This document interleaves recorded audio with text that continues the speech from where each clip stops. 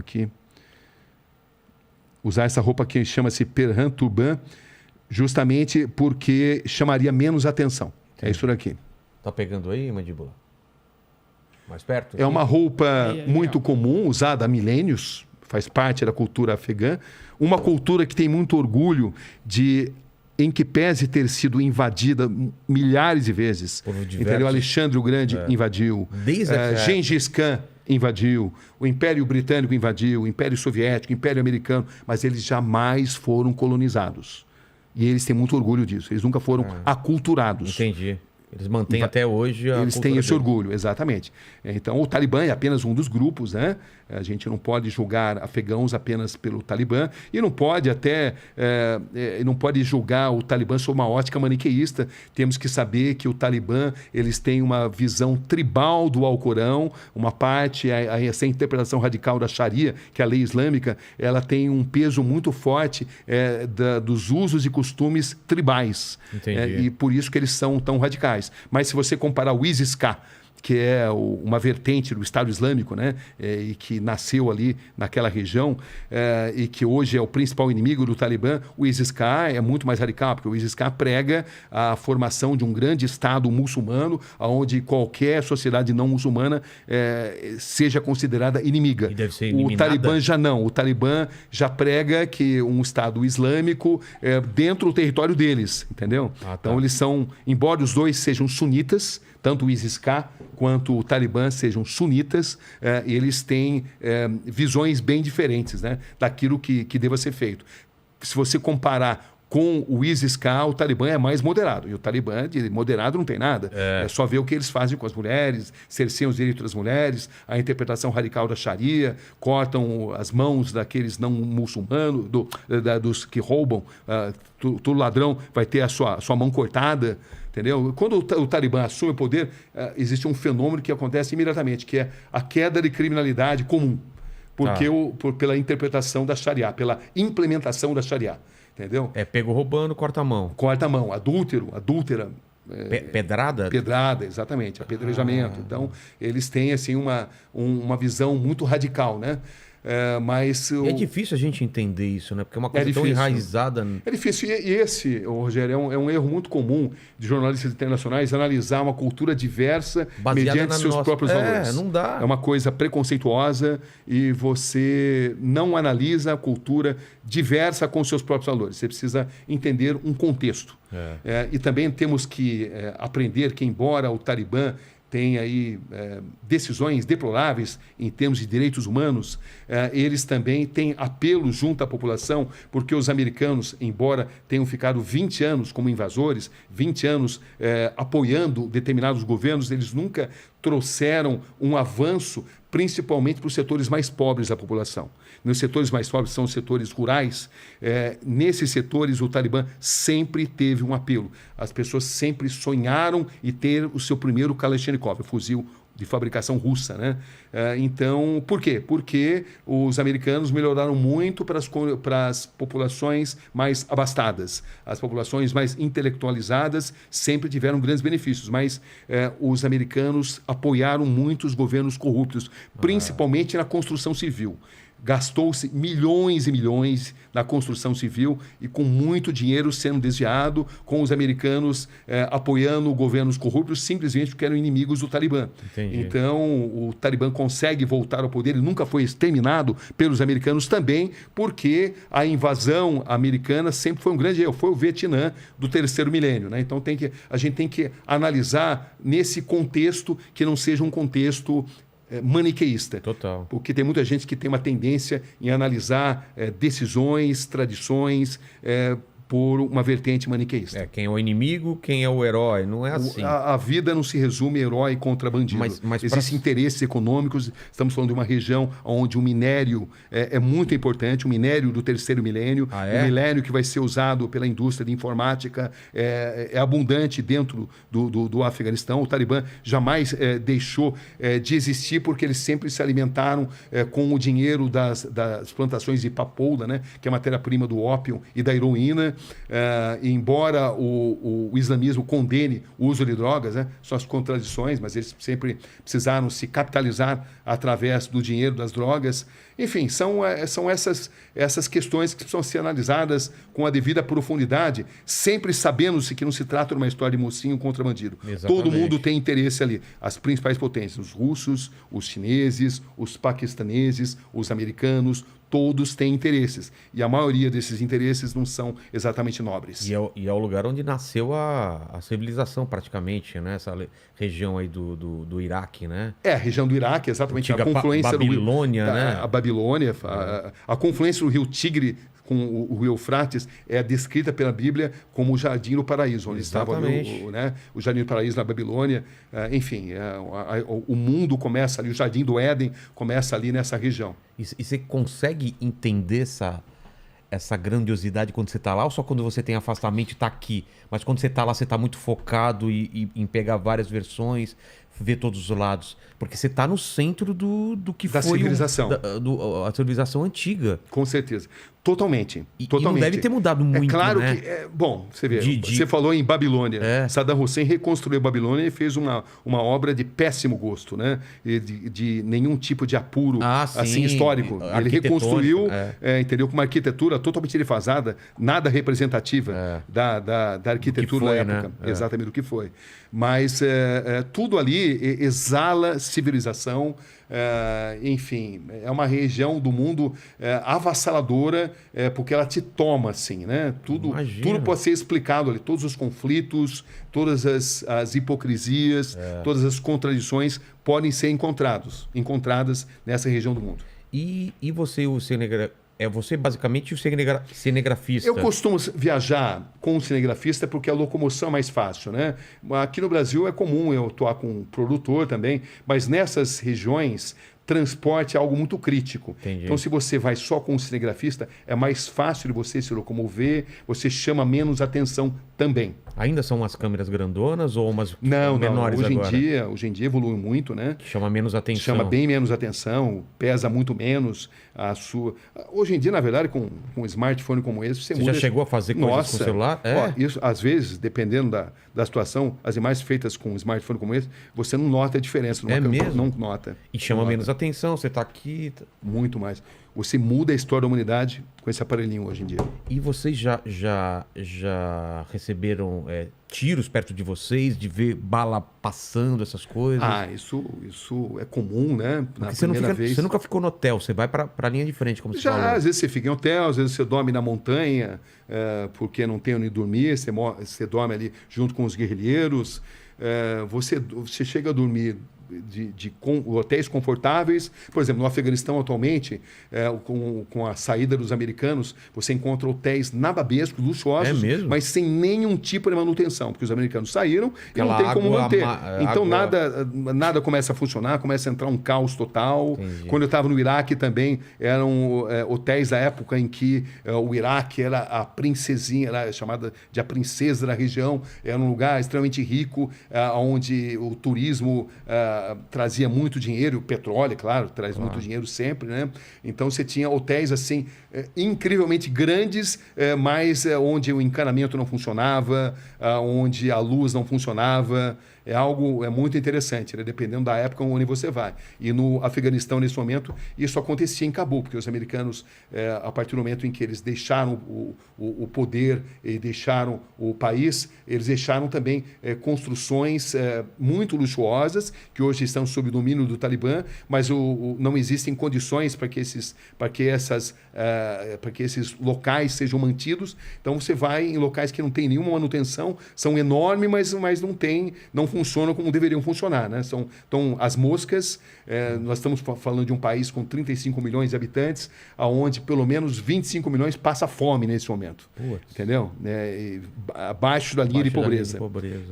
O alimento mais tradicional, mais comum ali, é as pessoas comerem pão. O pão tem até uma quantidade até bastante impressionante, e chá. entendeu? Mas você imagine crianças se alimentando dessa forma. O sofrimento só está aumentando porque, imediatamente após a saída dos americanos e dos empresários, a economia afegã ela diminuiu 30%. Então, passou-se a assistir o fenômeno do desemprego em massa. Isso só está piorando, como está piorando também atletas. A delegação de boxe, por exemplo, que foi para a Sérvia para disputar o Mundial, e ali todos eles tentaram ficar na própria Sérvia, desertaram. Você vê as meninas da delegação de vôlei que foram torturadas. Não faltam histórias dramáticas, né?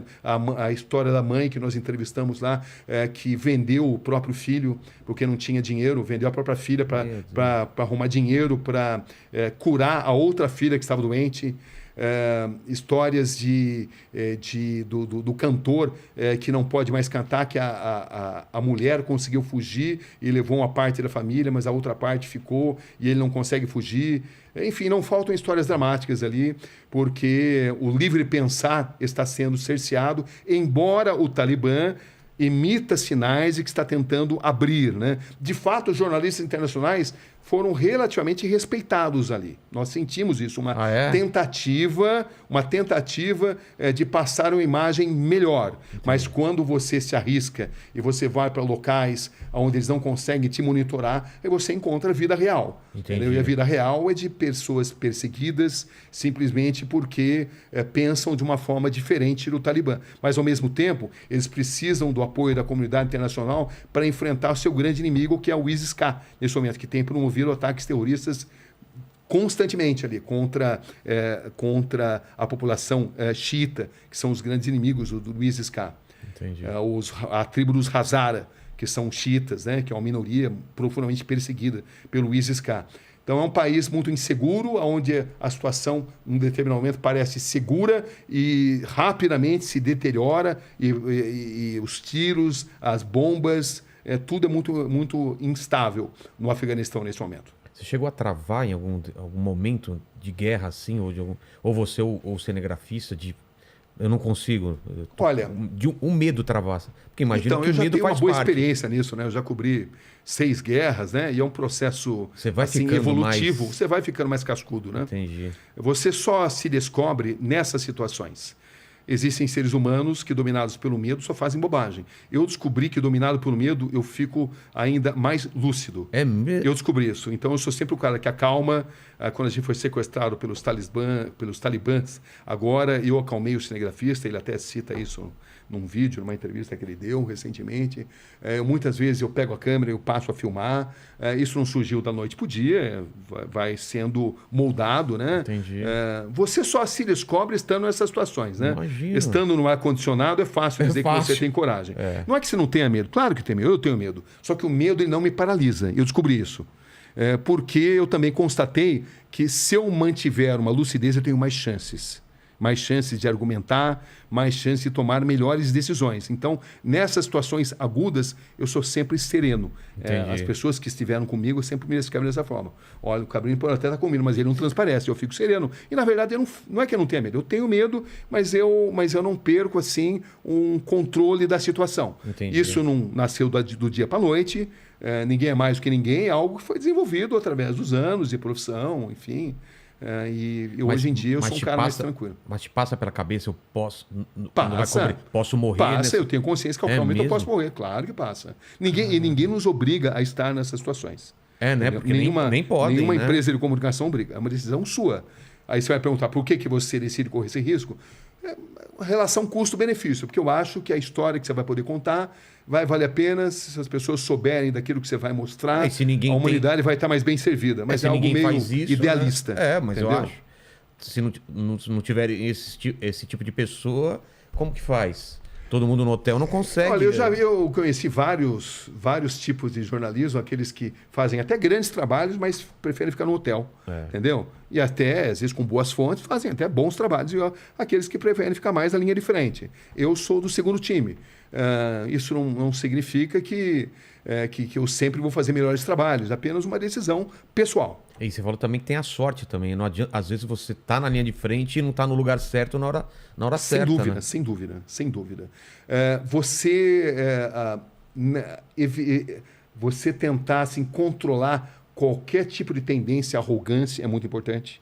Entendeu? Você falar vários idiomas é muito importante. Demonstrar que você tem respeito a outras culturas, tudo isso ajuda você a ter melhores possibilidades. E não Como ser eu disse, americano também ajuda, né? isso Não tem é? ajudado. Com certeza. O Brasil, de um modo geral, embora não seja geopoliticamente um player importante nessas regiões, ele é bem visto.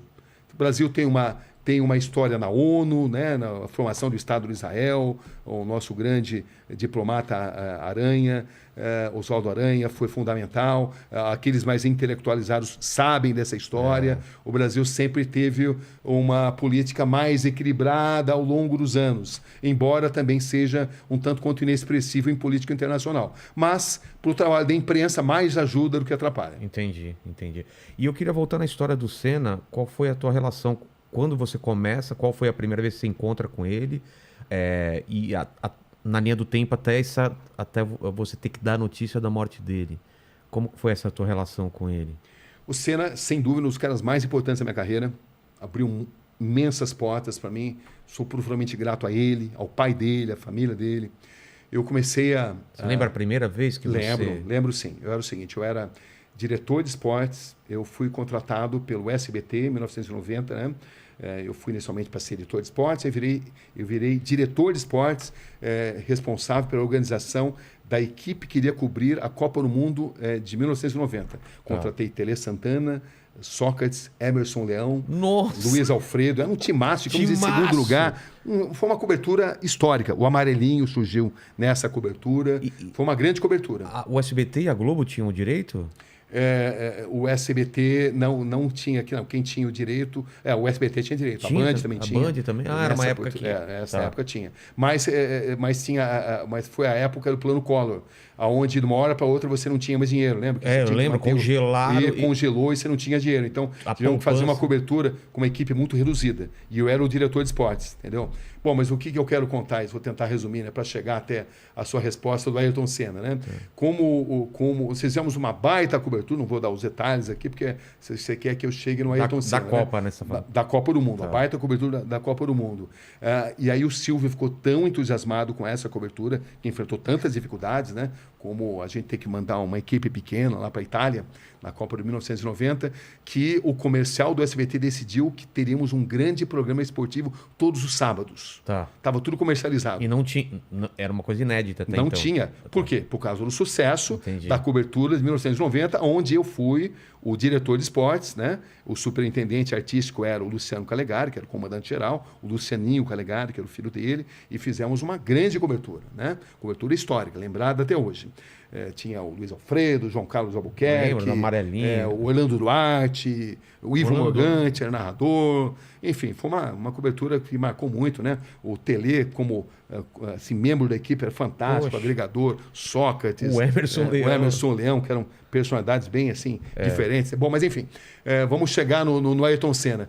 Quando acabou a Copa, então, entusiasmado pelo resultado, comercial do SBT decidiu vender um plano comercial para ter todos os sábados um programa esportivo aos moldes do que o Luciano do Vale, para quem eu já tinha trabalhado, quando o Luciano... Lá na Band? Na Band, quando ele montou a equipe esportiva. Nossa, eu fiz parte da equipe do esporte. Eu saí da Globo para ir trabalhar com ele. É mesmo? Foi uma história... fantástica. Uma história puxa a outra, né? Então, são 300 histórias, mas é assim mesmo, né?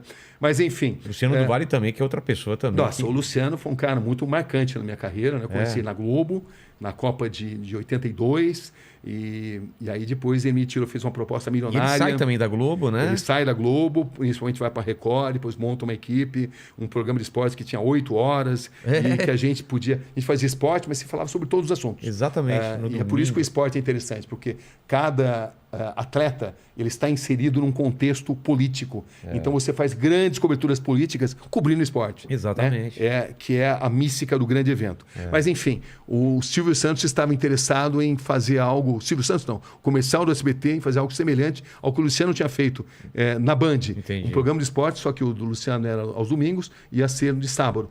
2 semanas antes de começar esse programa, o Silvio... Não, esporte não é a minha, eu não vou... pode, não tudo quero encaminhado, mais. tudo encaminhado. A equipe contratada, programas prontos, e eu tinha uma matéria sensacional, um furo internacional que eu tinha conseguido.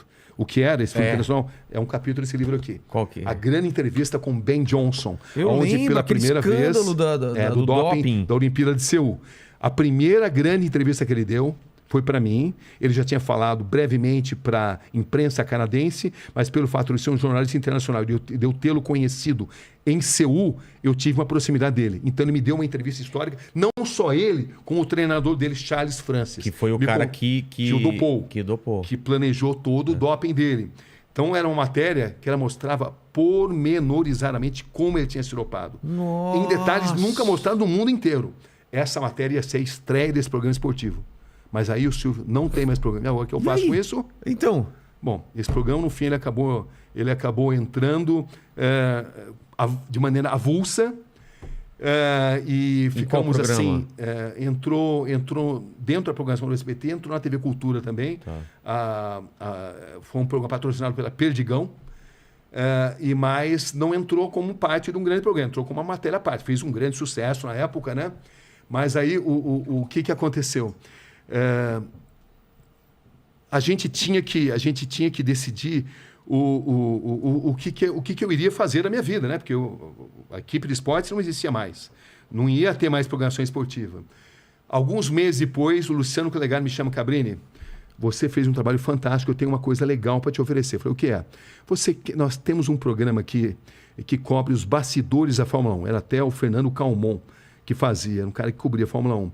E ele fazia apenas com imagens internacionais, a Viz News na época. E falou: você não quer fazer um programa desse aí? Você não, entendeu? Acho que você vai gostar de fazer. Eu falei: olha, eu topo, mas eu quero viajar para os grandes prêmios.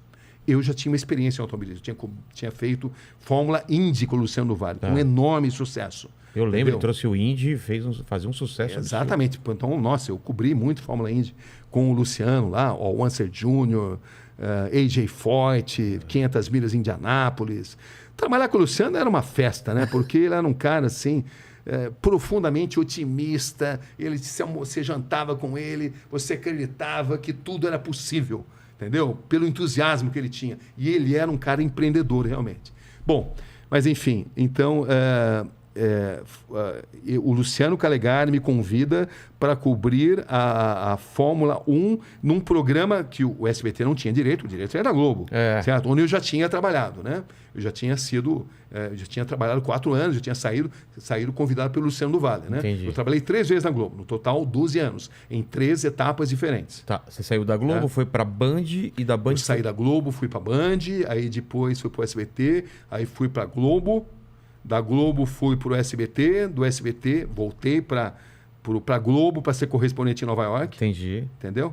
Aí depois eu fui para a Band para ser âncora. Tá. Eu decidi que tinha chegado o momento de ser âncora. Tá. Bom, mas enfim, deixa eu contar essa história, né? Senão uma história puxa a outra. A gente não, muita coisa. É muita coisa ao mesmo tempo. E todas elas interrelacionadas. Cada uma abre uma outra linha de história. Exatamente. Mas enfim...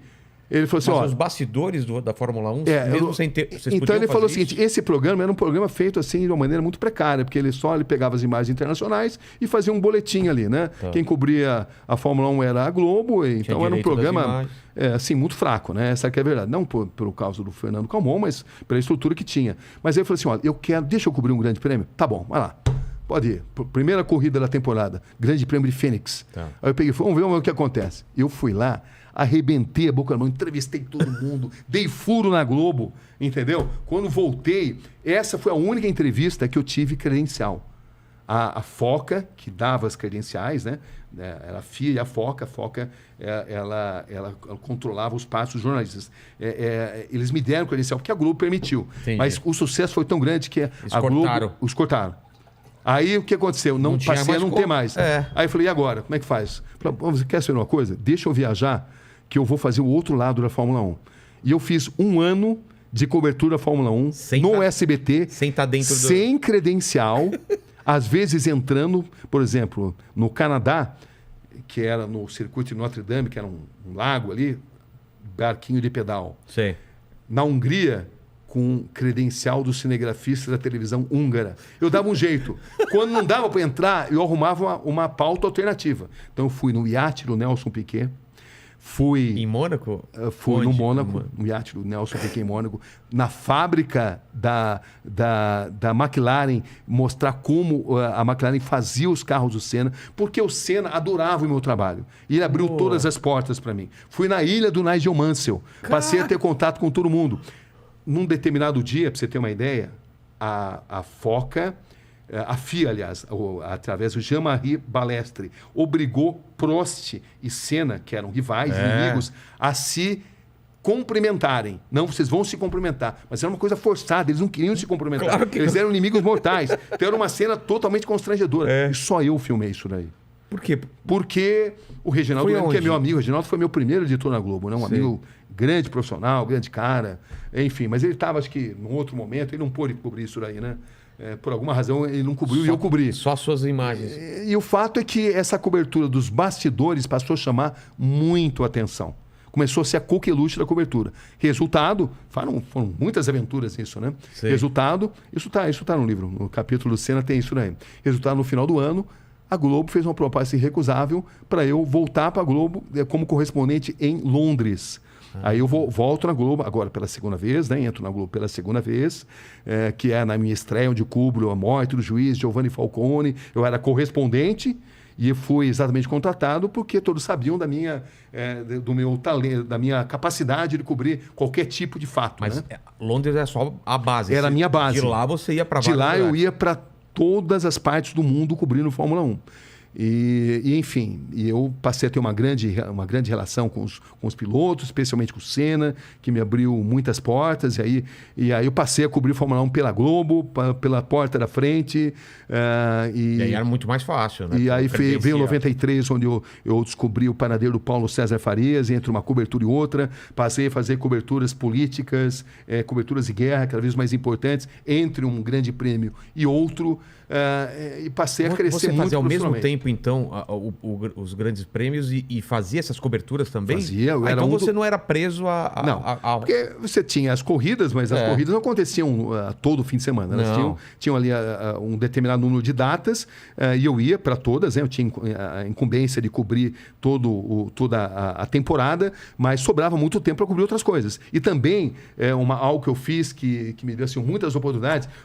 Como eu viajava muito pela Fórmula 1, eu sempre arrumava outras pautas. Para aproveitar. Para aproveitar. Então estava na Hungria, vou lá para a Romênia fazer o Castelo do Drácula. A Globo devia adorar um negócio desse. Não era sua obrigação, você ainda trazia outra matéria? Mas eu era assim.